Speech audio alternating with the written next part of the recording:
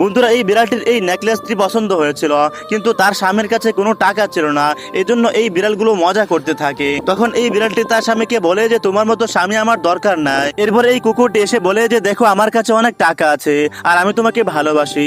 তখন এই বিড়ালটি এই কুকুরের সঙ্গে চলে যায়, আর এদিকে এই বিড়ালটি একা একা কান্না করতে থাকে। বন্ধুরা, এরপর এই বিড়ালটি একজন সফল বিড়াল হওয়ার জন্য টাকা ইনকাম করতে থাকে, এবং সে এই টাকাগুলো দিয়ে একটা লটারি কিনেছিল।